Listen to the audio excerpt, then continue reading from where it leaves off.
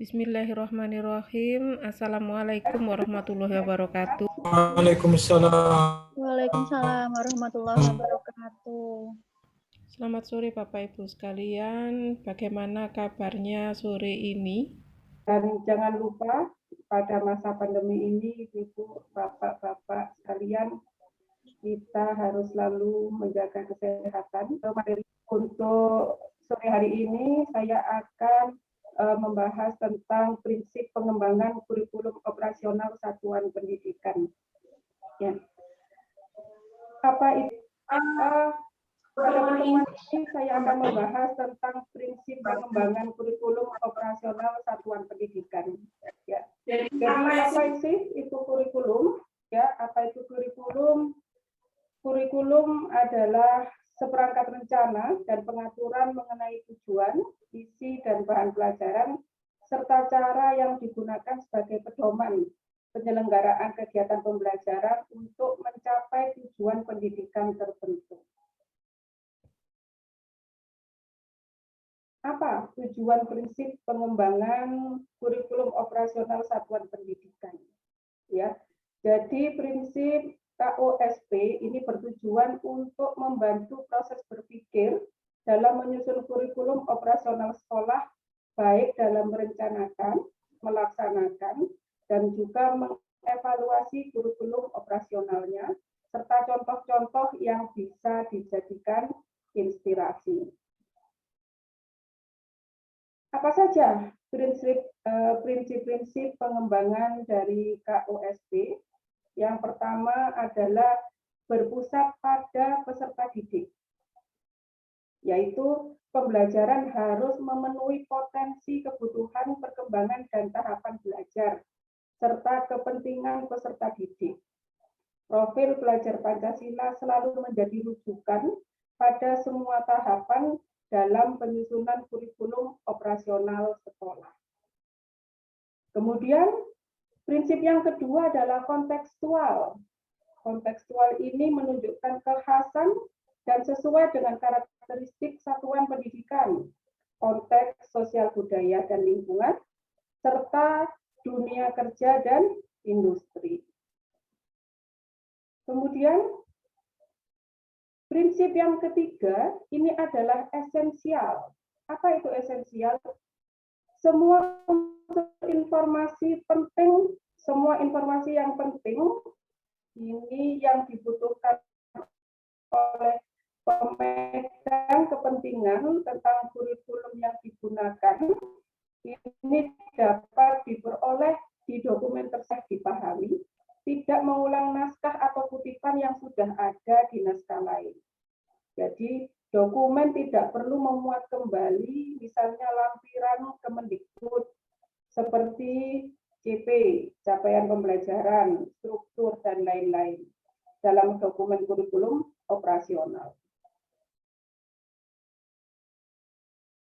Sedangkan yang keempat, ini adalah akuntabel, yaitu dapat dipertanggungjawabkan karena berbasis data dan aktual.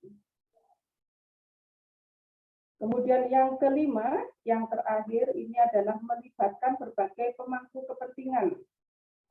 Pengembangan kurikulum satuan pendidikan ini juga melibatkan komite satuan pendidikan dan berbagai pemangku kepentingan, antara lain orang tua, organisasi, berbagai sentra, dunia industri, dan juga dunia usaha. Mungkin itu saja yang bisa saya sampaikan. Mungkin ada pertanyaan ataupun sharing yang bisa Bapak Ibu sampaikan pada pertemuan Zoom meeting sore ini. Monggo.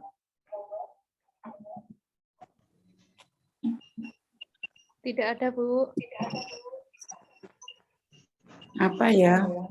Saya kok sebut untuk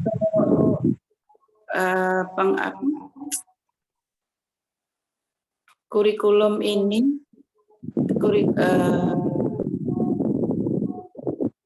itu Bu yang tadi disampaikan ada kaitannya dengan pengawas. Kebetulan pengawas di sekolah saya itu tidak begitu aktif. Kalau pas bulan pengawas yang aktif itu mungkin kita bisa sharing atau mungkin ada perbaikan dalam penyusunan kurikulum ini. Tapi kalau seandainya pengawas aktif, sebaiknya bagaimana? Mohon penjelasan.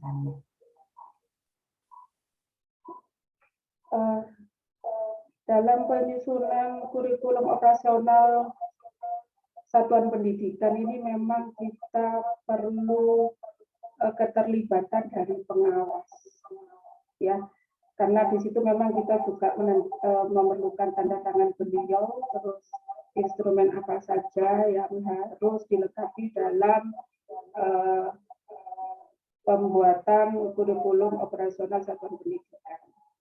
Jadi ketika kita menghadapi ada pengawas yang kurang begitu aktif, maka kita sendiri yang harus proaktif untuk mendatangi atau menghubungi pengawas tersebut. Dan kita meminta untuk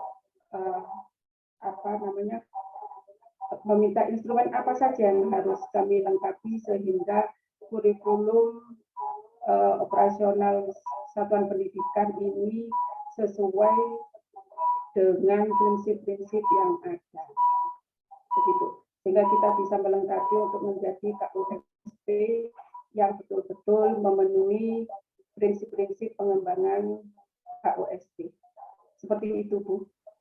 Oh, gitu ya, Bu. Terima kasih. Sama-sama, Bu Dia.